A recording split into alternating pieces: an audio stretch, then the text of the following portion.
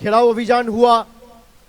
सरकार के जो चाय बागान है उसका पीएफ तक सरकार जमा नहीं कर रहा है, जो केंद्र सरकार का चाय बागान है।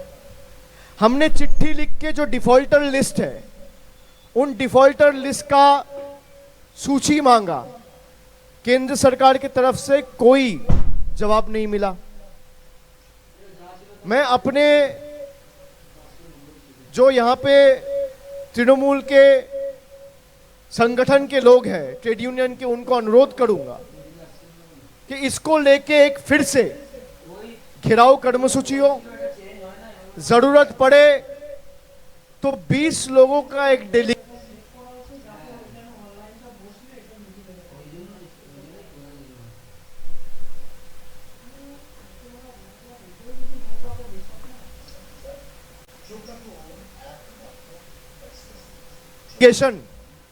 केंद्र सरकार का जो केंद्र मंत्री है,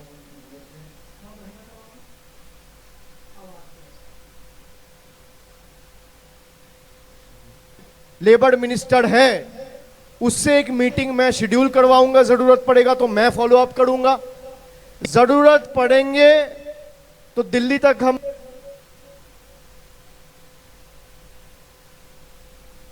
जाएंगे और आपका अधिकार का पैसा हम छीन के लेके आएंगे, लेकिन आपको जमीन पे उतारना पड़ेगा।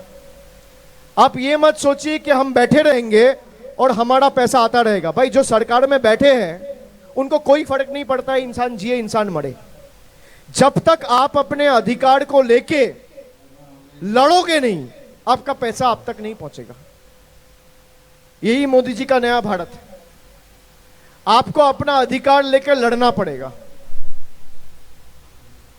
आप अगर तय कर लिया कि मैं अगला चुनाव अपना पीएफ पे दूंगा, मैं अगला चुनाव अपना अधिकार पे दूंगा, या अगला वोट से लेके अगला 5 साल मेरे साथ जो खड़ा रहा, मेरे लिए जो काम किया, मेरे लिए जो लड़ा, मेरे लिए जो दिल्ली तक गया, मेरे लिए जो पीएफ ऑफिस घेराव किया, उसके लिए करूंगा, तो आपको भी जमीन पे उतर के लड़ना पड़ेगा।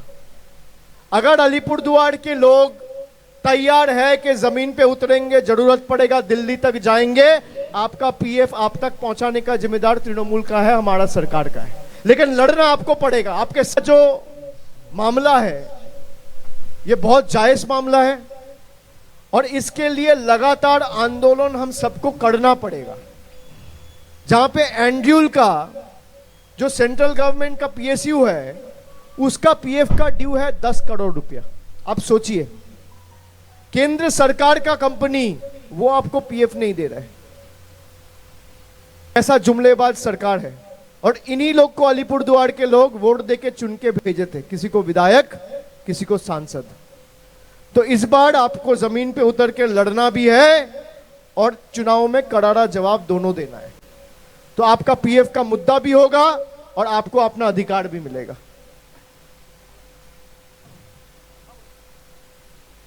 हेलो।